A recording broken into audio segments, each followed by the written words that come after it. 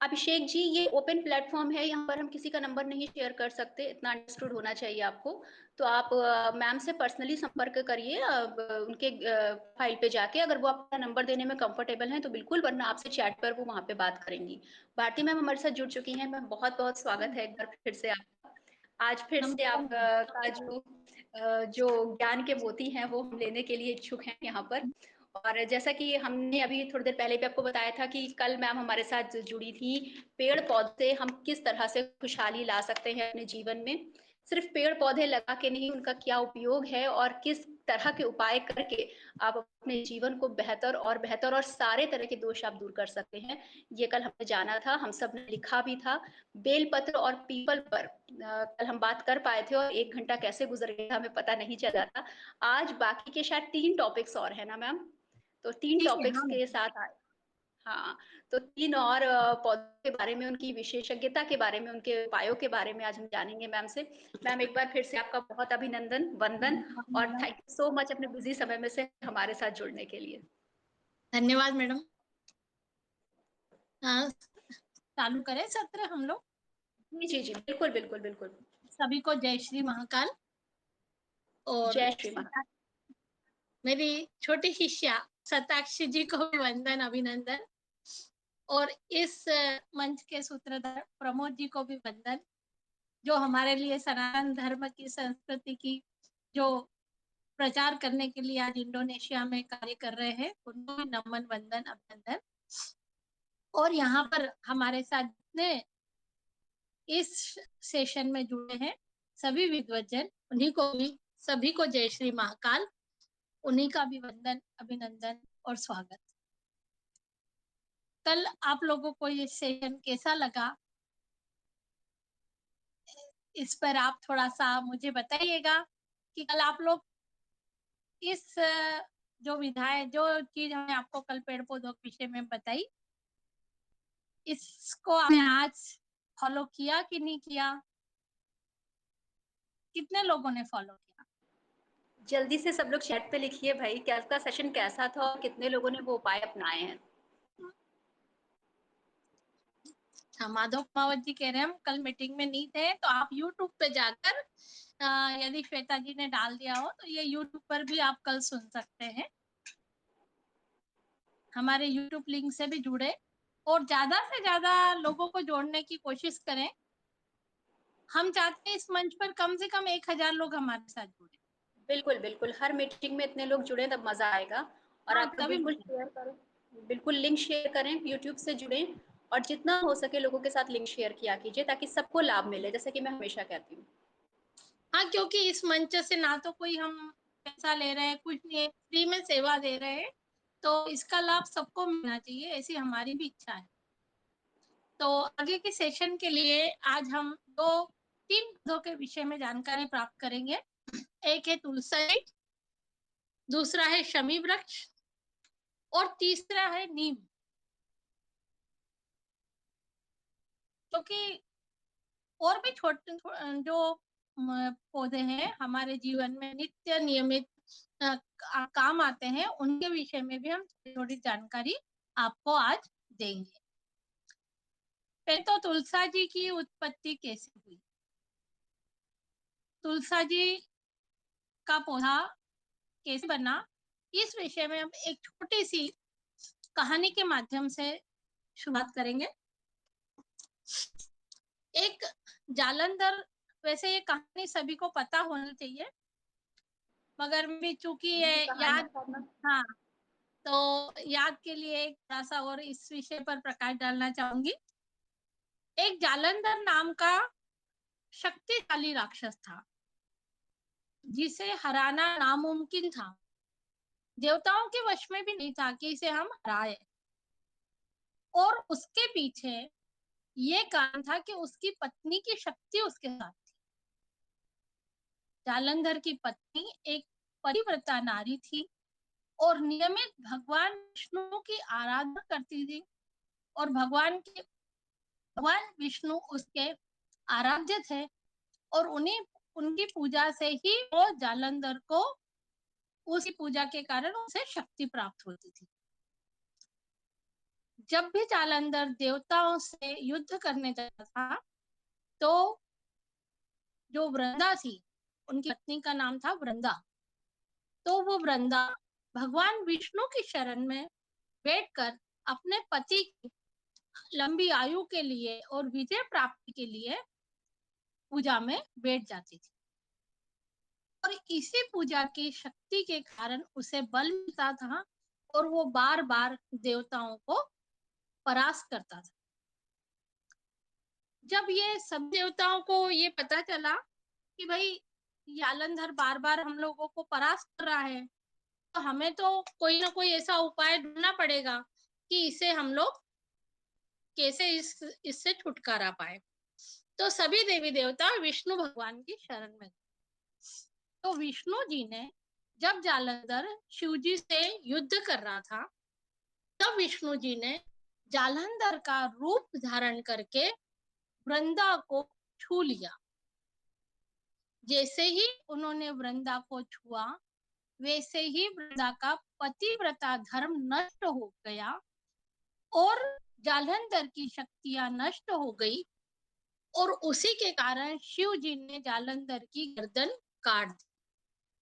और जब ये सब पूरा वाकया वृंदा को पता चला, तो वृंदा वहीं पर ही पतिव्रता नारी होने के कारण वहीं पर ही भस्म हो गई।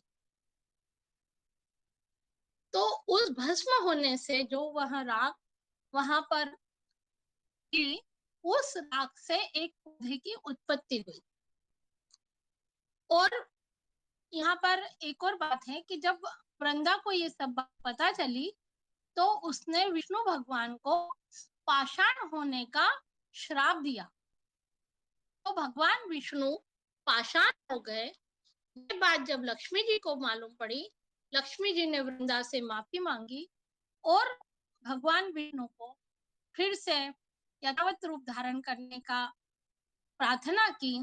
उसके बाद वृंदा ने ये कहा कि जब हमारी देव उठनी एकादशी होगी, जब वृंदा का विवाह विष्णु जी से होगा, और इसी प्रथा के कारण हम आज निरंतर देव उठनी एकादशी के दिन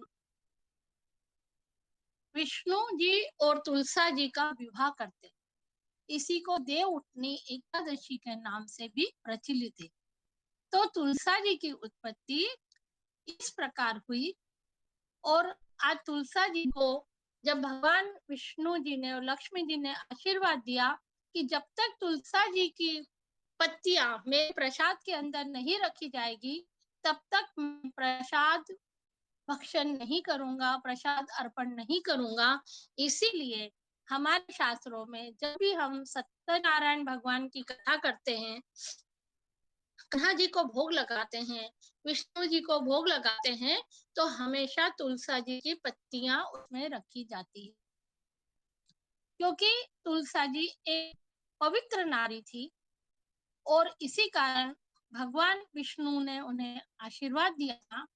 तभी से ये तुलसा जी का जो पौधा है, हर घर घर में लगाने की प्रथा भी चालू हुई। ऐसा कहा जाता है कि जो तुलसा जी का पौधा है, यह धार्मिक, ज्योतिषीय और सभी गुणों के कारण बहुत महत्वपूर्ण है। क्योंकि इस तुलसा के पौधे का जो वर्णन है, ये पद्मपुराण, ब्रह्मवेद, स्कंद पुराण, भविष्य पुराण और गरुड़ पुराण में भी इसका महत्व बताया गया है। बताया जाता है कि जिस घर में तुलसा जी का पौधा नहीं होता है, वहां घर भूत मशान। एक भजन की दो लाइनें हैं, मैं आपको बताऊंगी। जिस घर नहीं है तुलसी वृंदावन, जिस घर नहीं है तुलसी वृंदावन, वो घर भूत मशान। यानी जिस घर में तुलसा जी का पौधा नहीं है, उस घर को भूत और मशान के जैसा बताया गया है। इसलिए जहां भी हिंदुओं के घर है, अधिकतर वहां पे तुलसा जी का पौधा आपको मिलेगा ही मिलेगा। आपने एक कहानी और देखी कि जब रावण की लंका में हनुमान जी गए थे, तो उनको सभी दूर, कहीं तुलसी जी का पौधा नहीं मिला था। विभीषण ने घर के बाहर ही उनको तुलसा जी का पौधा मिला था। तो तुलसा जी का महत्व इस प्रकार है कि तुलसा जी जो एक ब्रह्म पूर्ण एक पतिव्रता नारी है, और तुलसा जी के दल के बिना कोई भी ईश्वर प्रसाद भोजन ग्रहण नहीं करते हैं। भगवान विष्णु श्री कृष्ण ये तुलसा जी के दल के बिना इनकी पूजा ही मान्य नहीं होती है। गरुड़ पुराण के धर्मनिष्ठ में प्रेत कल्प में लिखा है कि तुलसी का पौधा लगाने से और उसे सींचने से तथा ध्यान और स्पर्श और उसके गुणगान करने से मनुष्य के पूर्व जन्म के पाप खत्म हो जाते हैं। यदि हमारे कोई पूर्व जन्म के ऐसे पाप किए गए हैं तो गरुड़ पुराण में भी ये बताया गया है कि यदि हम तुलसा जी की नियमित सेवा करते हैं, उसे स्पर्श करते हैं, उसके नीचे ध्यान स्पर्श करते हैं, तो मनुष्य के पूर्व जन्मों के जन्म जन्मांतर के पापों का शमन होता है। और ब्रह्मवेद पुराण के प्रकृति खंड में लिखा है कि मृत्यु के समय हमने देखा है जब भी मृत्यु होती है तो मृत्यु शैया पे पड़े व्यक्ति को गंगाजल और तुलसी दल उसके मुख में डाला जाता है। तो यह भी ब्रह्मवेद पुराण में लिखा है कि तुलसी के पत्ते सहित जो जल पीता है वह सभी पापों से मुक्त होकर वैकुंठ धाम को जाता है। इसीलिए जब व्यक्ति का अंतिम समय होता है तो मुख में तुलसी दल और गंगा जल विशेष तौर से डालना चाहिए। कोई यदि बीमार भी हो तो उस व्यक्ति को भी गंगा जल और तुलसी जल यदि नियमित दिया जाता है तो उसके प्राण जल्दी से छूटने में सहायता प्राप्त होती है। स्कंद पुराण के अनुसार बासी फूल और बासी जल पूजा के लिए वर्जित है, परंतु तुलसी दल और गंगा जल बासी होने पर भी वर्जित नहीं होता। यदि हम फूल चढ़ाते हैं, सादा जल चढ़ा बासी हो जाता है तो वो उपयोग में नहीं लाया जाता, मगर तुलसी दल और गंगा जल एक ऐसी चीज है कि जो यदि बासी होने के बाद भी हम उसको पूजा में उपयोग में ले सकते हैं। ब्रह्मवेद पुराण के श्री कृष्ण जन्म खंड में लिखा है कि घर में लगाई हुई तुलसी मनुष्य के लिए कल्याणकारी, धन पुत्र प्रदान करने वाली, पुण्यदायिनी तथा हरि भक्ति देने वाली होती है। ब्रह्मवेद पुराण में यह भी बताया गया है कि यदि घर में लगाई तुलसी यह मनुष्य के कल्याणकारी होती है। जिस घर में यदि तुलसा जी का पौधा हुआ धन पुत्र पौत्र की संपदा होती है और हरि भक्ति देने वाली होती है। जिस व्यक्ति जो नास्तिक होगा यदि तुलसा जी का पौधा वहां लगा होगा तो उसे आस्तिक बनने में देर नहीं लगेगी, उसे कहीं ना कहीं भाव आएगा कि मैं भी भक्ति में रम जाऊं। सुबह सुबह तुलसा जी के दर्शन करने से सवा मास यानी 1.25 ग्राम सोने के दान का फल मिलता है। यदि हम सुबह उठ के प्रातः काल यदि तुलसा जी में जल अर्पित करते हैं, उनका पूजन करते हैं, तो हमें 1.25 ग्राम सोने का दान करने का फल मिलता है। ज्योतिर्विज्ञान के अनुसार जिस घर में तुलसा जी का पौधा है वहां वास्तु दोष भी नहीं होता। इस पौधे को घर के पूर्व उत्तर कोने में लगाना चाहिए, क्योंकि ईशान कोण में यदि तुलसा जी का पौधा लगाया जाता है तो वह सर्वश्रेष्ठ माना जाता है। तुलसा जी का पौधा कभी भी दक्षिण दिशा में नहीं लगाना चाहिए, इससे हमें दोष लगता है। आयुर्वेद में कई औषधियां तुलसी के पत्ते से मिलकर बनाई जाती है। आयुर्वेद के अनुसार के पत्तों में आयुर्वेद यह कहता है कि तुलसा जी के पत्ते में पारा होता है। तो आप देखिए हमारे बड़े बुजुर्ग दादा दादी ये कहते थे कि तुलसा जी का पत्ता दांत से नहीं चबाना चाहिए, उसको मसल के और गले में रख के पानी पी के निगल लेना चाहिए। क्योंकि यदि हम चबाते हैं तो हमारे दांतों को नुकसान पहुंचता है। इसलिए हमेशा यह बता हमारे तुलसा जी में जो पारा होता है, इसलिए दांतों से कभी भी नहीं चबाना चाहिए। फ्रेंच डॉक्टर विक्टर रेसिन का कहना है कि तुलसी एक अद्भुत औषधि है। तुलसी, देखिए आप विदेशों में भी हमारी तुलसी का कितना महत्व है। विदेशी लोगों ने भी हमारे तुलसी पे, नीम पे, अनेक पेड़ पौधों पे इतने शोध किए हैं। आप लोगों को ये भी पता होगा कि हल्दी से कोकोमाइन निकाल के उन्होंने कैंसर की दवा बना ली। हल्दी से 100 ग्राम हल्दी से मात्र 1 ग्राम कोकोमाइन निकलता है, जिससे कैंसर की दवा बनाई जाती है। तो आज विदेशी लोग हमारे यहाँ पेड़ पौधों से कितनी दवाइयां बनाकर वो अपना पेटेंट कर रहे हैं और यहाँ भारत में महंगी प्राइस में उसे बेच रहे हैं। और हमें इतना ज्ञान रखना चाहिए कि आज हमारे यहाँ के पेड़ पौधे और विदेशी लोग उसका फायदा उठा रहे हैं, तो हमें उठाना चाहिए ये फायदा। तो देखिए, फ्रेंच डॉक्टर विक्टर रेसिन का कहना है कि तुलसी एक अद्भुत औषधि है। तुलसी मलेरिया, जिन्हें भी मलेरिया हो जाता है तो तुलसा जी मलेरिया के लिए बहुत बड़ी औषधि। आयुर्वेद में एक मलेरिया की दवाई बनी है, सुदर्शन वटी। मलेरिया की एक दवाई है सुदर्शन वटी, जिसमें तुलसा जी का प्रयोग किया गया है। उससे मलेरिया बहुत जल्दी ठीक हो जाता है।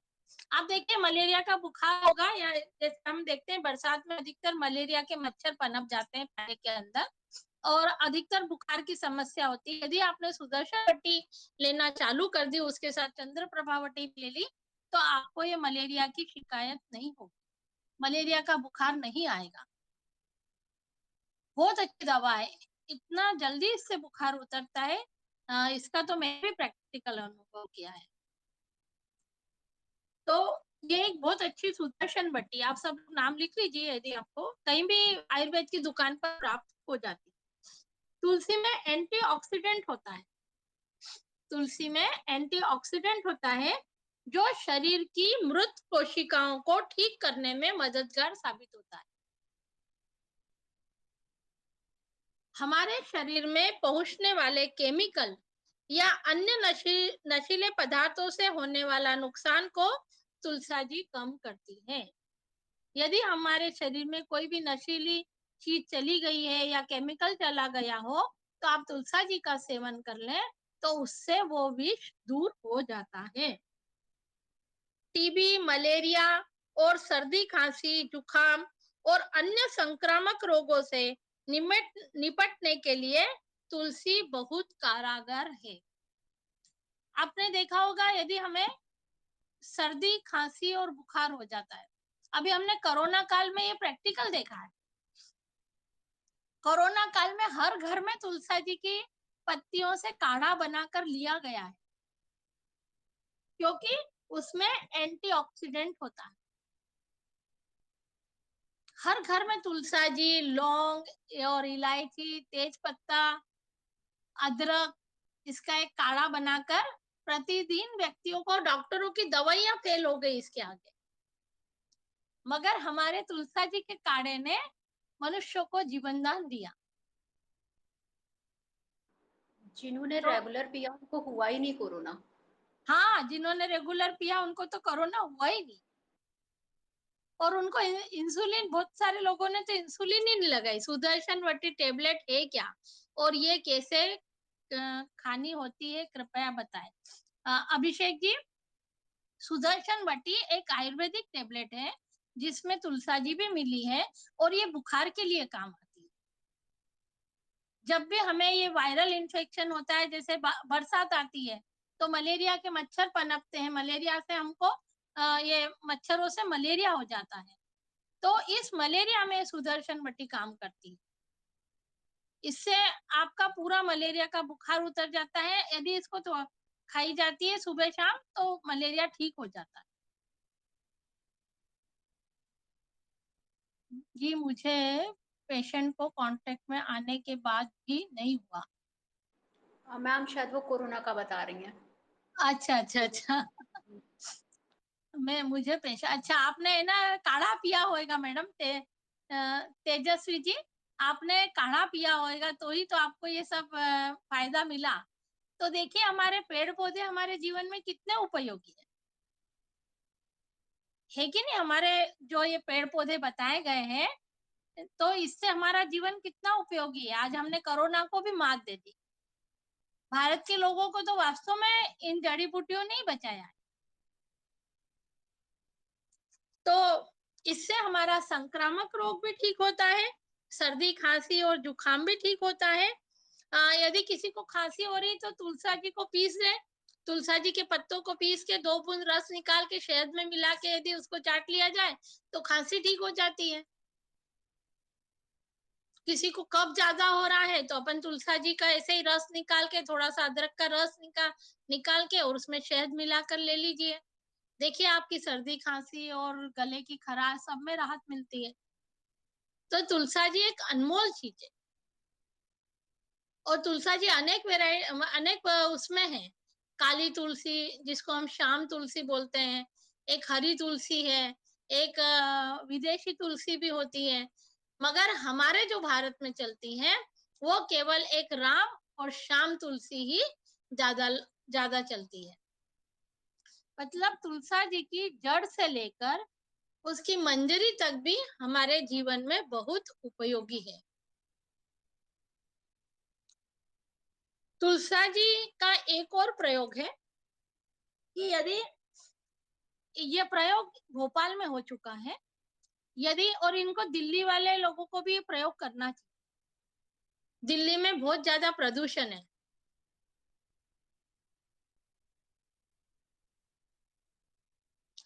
बच्चे ज्योति जी यदि बच्चे को भी खांसी हो तो आप तुलसा जी की 4-5 पत्तियां लेकर उसका रस निकाल के शहद में मिलाकर छोटे बच्चों को भी दे सकते हैं। इसका कोई साइड इफेक्ट नहीं है। ये बच्चों के लिए भी बहुत फायदेमंद है। तो हम ये बता रहे थे कि भोपाल में जब एक कॉलोनी है वहां पे ऑक्सीजन की मात्रा कम हुई और खूब सारा प्रदूषण हुआ, तो वहां पर भी एक हमारी नेचुरोपैथी डॉक्टर है, बहन है, उन्होंने इसका एक प्रयोग किया। उन्होंने जितनी भी कॉलोनी है सबके घरों में 100-100 पौधे तुलसा जी के लगवाए जा जाके। ऐसे 100 घरों में उन्होंने प्रयोग किया। जब तुलसा जी के पौधे अच्छी हाइट पे आ गए और तुलसा जी अच्छी हरी भरी हो गई, पहले उन्होंने उस कॉलोनी का प्रदूषण जो मापक यंत्र होता है उससे ऑक्सीजन का लेवल नापा और उसके बाद उन्होंने जब 50 घरों में 100-100 पौधे तुलसा जी के लगवाए, उसके बाद वहां का ऑक्सीजन लेवल नापा तो उसमें बहुत सारा परिवर्तन आया और वहां के लोग जो बीमार पड़ रहे थे बार बार, तो वो बीमारी से भी वहां के लोगों को मुक्ति मिली और उनकी कॉलोनी में खुशहाली निर्मित। यदि हम दिल्ली के लिए यदि ये प्रयोग करना चाहें तो दिल्ली के लोगों के लिए हम जरूर ये प्रयोग कर सकते हैं कि वहां पर हर घर में यदि 100 पौधे लगाए जाए। ये तुलसी विजय पाल जी, हमको राम तुलसी और श्याम तुलसी का ही प्रयोग करना चाहिए। तुलसी होती है हरी और श्याम तुलसी होती है काली, जिसकी काली पत्तियां होती है। और राम तुलसी में उसकी डंडी भी हरी होती है और हरी पत्तियां होती है, थोड़ी सी ब्राउनिश आएगी, और श्याम तुलसी काली होती है। तो यह प्रयोग हमारा जो अभी वातावरण में प्रदूषण हो रहा है, कफ के लिए हमें तुलसा जी का प्लांट बहुत बढ़िया है।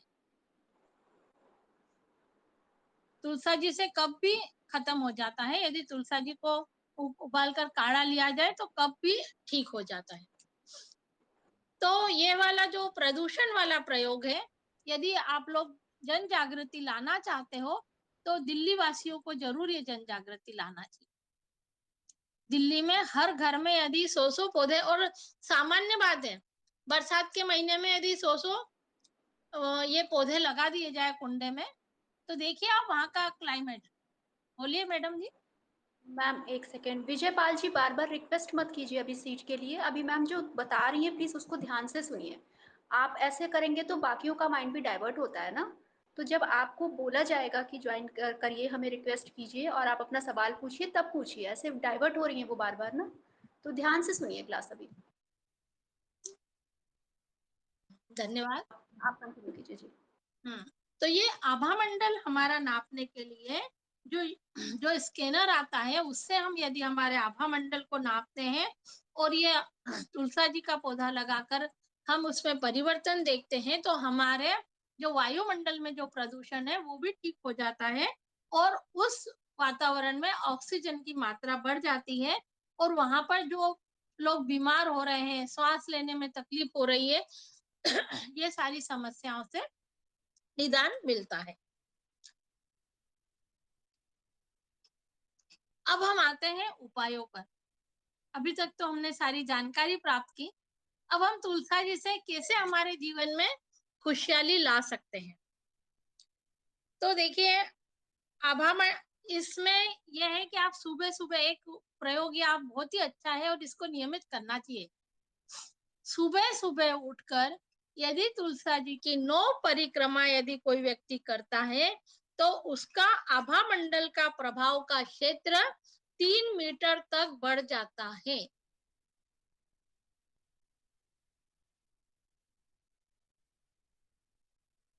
हमें प्रातःकाल उठ के हमारी नित्य क्रिया से निवृत्त होकर स्नान आदि कर कर तुलसा जी की यदि 9 परिक्रमा कोई भी व्यक्ति करता है, तो उसका आभा मंडल 3 मीटर तक बढ़ जाता है। तो देखिए कितनी अच्छी बात है कि आज हम एक पौधे से हमारा आभा मंडल की आभा को भी विस्तृत कर सकते हैं और बिना उसके, इसमें ना कोई आपका पैसा लग रहा है, ना आपका कुछ खर्चा आ रहा है, फ्री की सेवा है। तो आप ये करें, तुलसा जी का पौधा जो है, इसको कैसे मतलब नहीं तो कब नहीं तोड़ना चाहिए, इसका भी एक नियम है कि तुलसा जी के पौधे को रविवार एकादशी के दिन नहीं तोड़ना चाहिए, ताकि इससे हमें दोष नहीं लगे।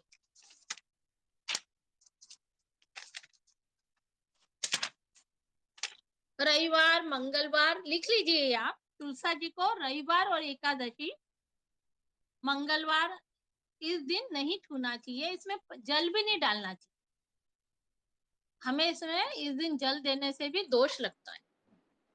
अच्छा, जल भी नहीं देते मैम? हाँ, जल भी नहीं देना चाहिए। एकादशी और रविवार के दिन तो बिल्कुल ही नहीं देना चाहिए, क्योंकि इनको छूना भी वर्जित है।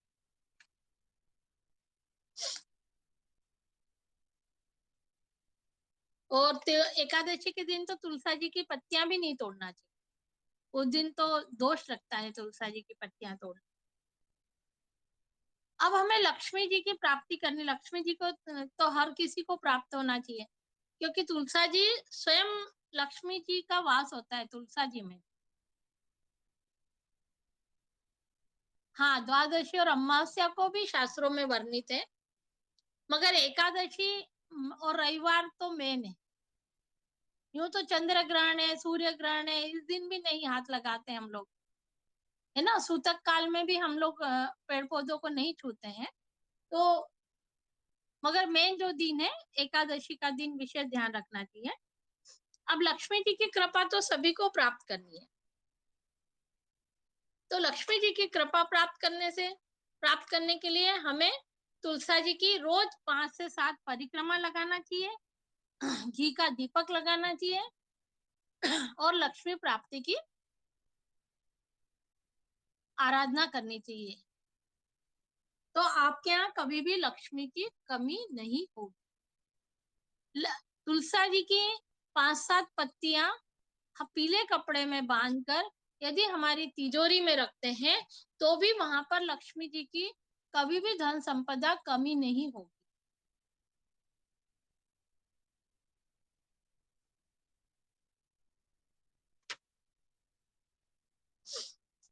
वैवाहिक जीवन में यदि तनाव होता है, तो हमें 5 तुलसा जी के पत्ते तकिए के नीचे रखना चाहिए और सुबह उसे जल में विसर्जित करना चाहिए, यह या कहीं भी बाहर, घर से बाहर रख देना चाहिए।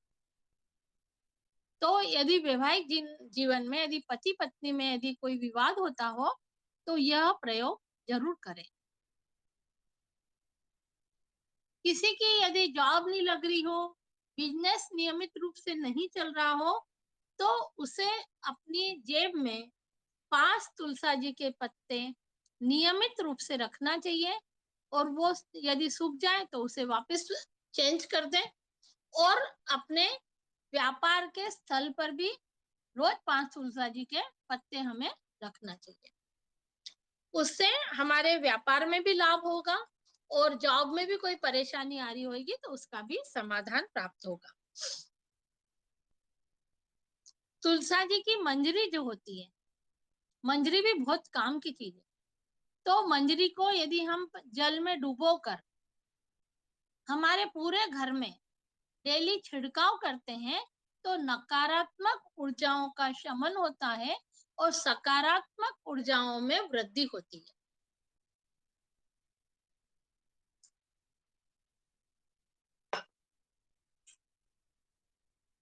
सब लोग लिख रहे होंगे, ऐसी आशा करती हूँ। तो तुलसा जी की मंजरी बहुत ही हमारे लिए बहुत विशेष महत्व रखती है कि इसका जल यदि हम पूरे घर में छिड़काव करते हैं तो इसके हमारे घर में जो अशांति हो रही है, थोड़ा सा मन बेचैन रहता है, घर में नेगेटिव नेगेटिव ऐसा माहौल लगता है, तो भी ये मंजरी से आप छिड़काव करने से आपके घर में सुख शांति और नकारात्मक ऊर्जाओं का शमन होता है। और वास्तु दोष भी कोई होगा तो वास्तु दोष भी वहां पर समाप्त होने लग जाता है।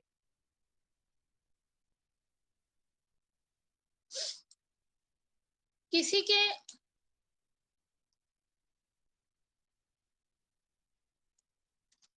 माधव कुमावत जी बहुत बढ़िया लिख रहे हैं कि बहुत ही अच्छी चीज लिखी है आपने कि मैडम को बहुत बहुत धन्यवाद ये जानकारी देने के लिए, क्योंकि आज के जीवन में आदमी को कामकाज से फुर्सत नहीं है, फालतू मोबाइल चलाएंगे पर मोबाइल पर एक ही सर्च नहीं करेंगे कि आध्यात्मिक से क्या जुड़ी हुई है, पेड़ पौधे कौन सा रूप भगवान है, क्या है।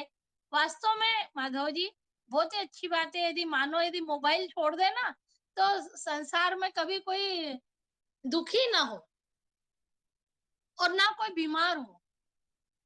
मोबाइल ने अधिकतर व्यक्तियों को बीमार बना दिया, एक सेकंड में मोबाइल छूट जाए तो सांस ऊपर नीचे होने लग जाती। हाँ, मुझे लगता है डिप्रेशन खत्म हो जाए, सबसे हाँ बड़ा जो रोग है, हाँ, सबसे बड़ा यदि पेड़ डिप्रेशन का पौधों के कारण ही पास है। यदि डेली बैठ जाए, पेड़ पौधों के पास यदि कोई भी व्यक्ति 10 मिनट भी ध्यान लगाकर बैठ जाए तो सारी बीमारियां नष्ट हो जाए, मगर ये कोई नहीं करता है। पहले के लोग पेड़ पौधों के नीचे चौपाल लगाया करते थे, हाँ, आज भी गाँवों में लगती है, पर शहरों में तो पेड़ पौधे काटने से ही फुर्सत नहीं है, लगाने की तो बात ही दूर है।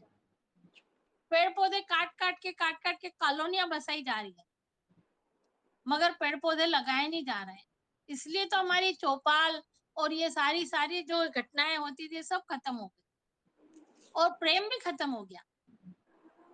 चौपाल पे जो 15-20 लोग रोज शाम को बैठकर जो दिन भर की गुफ्तगू करते थे वो सारी चीजें खत्म हो, केवल मोबाइल मोबाइल से ही सारे रिश्ते नाते जुड़े हुए। तो मोबाइल हमारे लिए बहुत घातक है, क्योंकि राहु है ना, मोबाइल है राहु ज्योतिष में मोबाइल को राहु बताया गया। तो सारे लोग राहु ग्रह के कारण भ्रमित चल रहा है, पूरा ब्रह्मांड ही भ्रमित चल रहा है अभी तो आगे बढ़ते हैं हम। यदि किसी का जीवन में कोई काम की रुकावट आ रही है तो उसे घर में तुलसी का पौधा लगाना चाहिए, विधि विधान से उसका पूजन अर्चन करना चाहिए और गायत्री मंत्र का जाप करना चाहिए।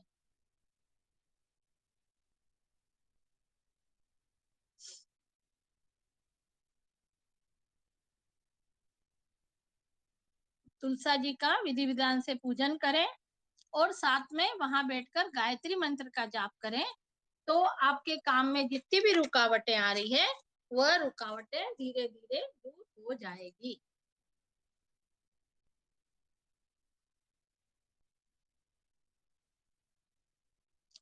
किसी के घर में यदि किसी को लग रहा है कि हमारे घर में वास्तु दोष है और हम पीड़ा से निवृत्ति नहीं हो पा रहे हैं, तो उसे एक हल्दी की गांठ लेकर तुलसा जी के पौधे में गुरुवार के दिन बांध देना चाहिए।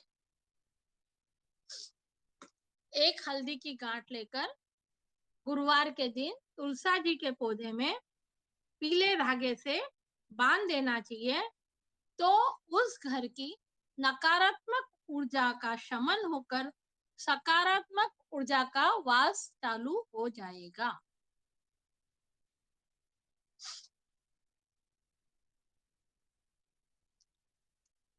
अभी कर्ज उतारने के लिए हम शमी वृक्ष का बताएंगे आपको।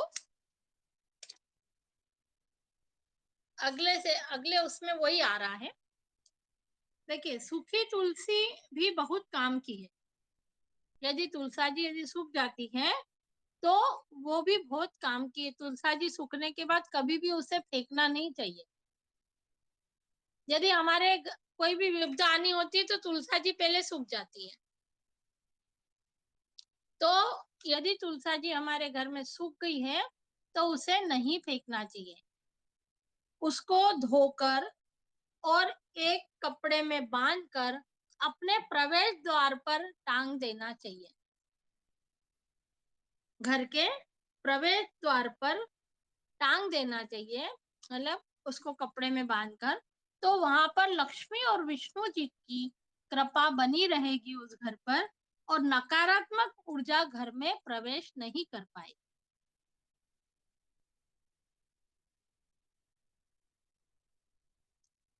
एक कर्जे के लिए एक तुलसा जी का भी उपाय है, वो मैं बता रही हूँ, वो आप जरूर लिख लीजिए और इसको फॉलो करिए। ये कर्जे में क्या, हर चीज में भी काम आएगा।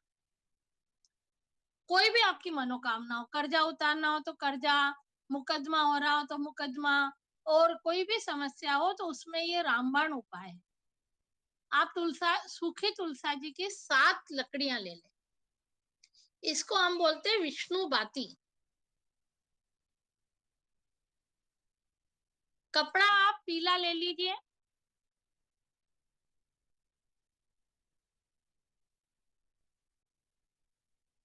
इसको बोलते हैं विष्णु बाती। तो 7 तुलसा जी की लकड़ियां ले लीजिए, छोटी छोटी, और उस पीले धागे से बांध लीजिए और उसके ऊपर थोड़ा सा कपूर लगा लीजिए और घी में उसको डुबो दीजिए। घी में डुबोकर उसके ऊपर थोड़ा सा कपूर लगाना है। फिर उस दिए की कंकु चावल से पूजा करना है और उसे किसी भी मंदिर में सुबह के समय, जैसा समय मिले आपको, या शाम के समय, मगर नियम एक समय का ही होना चाहिए। यदि हम सुबह 8 बजे दिया लगाने जा रहे हैं तो 8 बजे, और शाम को 7 बजे जा रहे हैं तो 7 बजे। यदि कोई मंदिर नहीं जा सकता है तो अपने घर में भी लगा सकता है। उसे दीपक को प्रज्वलित करें।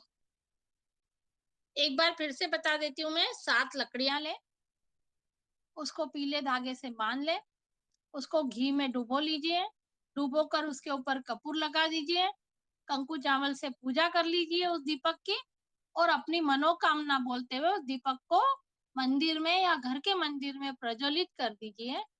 और आप इसको नियमित रूप से लगाइए, और नहीं तो सोमवार के दिन लगाइए, गुरुवार के दिन लगाइए, जैसा आपको यथा भक्ति यथा समय मिले उस अनुसार आप ये कार्य करें, आपको जरूर सफलता मिलेगी। पूरा आस्था और विश्वास से यदि आप इस कार्य को करेंगे तो आपको जरूर सफलता मिलेगी, क्योंकि इन सब चीजों में विश्वास होना चाहिए। विश्वास होएगा तो ही आपको फल मिलेगा, नहीं तो आपने दिया लगा दिया और बोल दिया कोई काम नहीं हो रहा है, तो फिर वो कोई काम नहीं होगा। यदि आपने इसमें आस्था और विश्वास रखा तो आपका काम बहुत जल्दी हो जाएगा। तो आज यहाँ तक हमने तुलसा जी के विषय में जाना, और तुलसा जी के विषय की सभी को जानकारी अच्छी लगी होगी। यदि किसी को कोई तुलसा जी के विषय में कोई प्रश्न हो तो आप पूछ लीजिए आप लोग। मैम श्वेता जी ने पूछा है कि कितने दिन करना है ये वाला उपाय। हाँ मैडम, ये तो आपकी भक्ति पर है। यदि आप 43 डेज तो करना ही करना है, और आपको यदि सफलता मिल जाती है इससे तो आप निरंतर करें। पहले एक मनोकामना पूर्ण हो जाए तो फिर दूसरी मनोकामना के लिए कर लीजिए, है ना। भाई एक मनोकामना आपकी इस चीज से पूरी हो जाती है तो दूसरी मनोकामना के लिए कर लीजिए, क्योंकि मनुष्य की इच्छाओं की पूर्ति तो कभी हुई नहीं आज तक। एक चीज मिल जाती है तो दूसरी के लिए तत्पर रहता है व्यक्ति, है ना। तो लालसा कभी खत्म नहीं होती है। मैम समर में तुलसा जी को कौन सूखने से कैसे बचाएं? से कैसे बचाएं? गर्मियों में तुलसी सूखती इसके ऊपर आप कपड़ा लगा दीजिए ग्रीन कलर का, उसको मतलब छाया कर दीजिए उनके ऊपर, तो कभी नहीं सूखेगी तुलसा जी। तुलसा जी यदि सूखती है तो देखिए, एक तो एमसी प्रेड, यदि आप एमसी में भी तुलसा जी के आसपास जाते हैं तो भी मुरझा जाती। तो इसके लिए आप है ना गौमूत्र का प्रयोग करें। एक स्प्रे बॉटल में गौमूत्र यदि भर कर रखते हैं और उससे आप तुलसा जी पर छिड़काव करते हैं तो तुलसा जी कभी नहीं सूखेगी।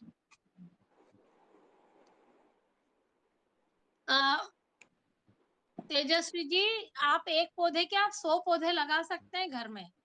अभी आपको मैंने यही बताया कि आप 100 पौधे लगाओगे तो आपके घर का वातावरण ही चेंज हो जाएगा, और वहां पे कोई बीमारी नहीं पड़ेगा, इतना ऑक्सीजन लेवल बढ़ जाएगा उस घर का। जैसे हम टहलने के लिए जाते हैं ना सुबह मॉर्निंग वॉक पे किस लिए जाते हैं? कि हम ऑक्सीजन की प्राप्ति करें, इसीलिए जाते हैं ना सुबह सुबह, कि सारे पेड़ पौधे सुबह सुबह ऑक्सीजन छोड़ते हैं तो वहां से हमें ऑक्सीजन प्राप्त होगा। यदि आप 100 पौधे तुलसा जी के घर में लगा दीजिए और उनके बीच में ही बैठ जाइए या वहीं आसपास घूम लीजिए, तो देखिए आपको वही मॉर्निंग वॉक का फल आपके घर में भी प्राप्त हो जाएगा। आपके विजयपाल बुजुर्ग जी, सीट रिक्वेस्ट हम लास्ट में लेंगे, तब तक आपको यहाँ चैट पे जो पूछना है मैम से पूछिए, ठीक है। सीट रिक्वेस्ट हम लास्ट में